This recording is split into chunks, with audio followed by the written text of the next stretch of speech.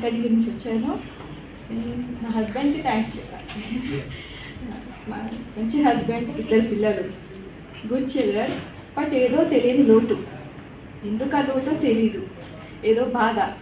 తను అంటూ ఉంటారు, ఎందుకు ఎప్పుడో ఒకసారి డిప్రెషన్లోకి వెళ్తావు, ఎందుకు దేనికి అని. బట్ నాకు తెలీదు రీజన్ ఏంటి. అవును, నేనే ఆలోచిస్తాను, ఎందుకు వెళ్తున్నాను నేను ఇంత డిప్రెషన్లోకి. మంచి పిల్లలు కదా, హస్బెండ్ కదా, చెప్పింది వింటారు కదా, దేనికి అని. బట్ ఆ డిప్రెషన్లోకి ఎందుకు వెళ్తున్నాను, దేనిది రీజను, అది అనేది ఇక్కడికి వచ్చిన తర్వాత తనకు ఆన్సర్ దొరికింది. ఆన్సర్ రానికి ఎన్ని రోజులు టైం పెట్టింది, ఇయర్స్ టైం పట్టింది నాకు. Really great. Almost 15 years.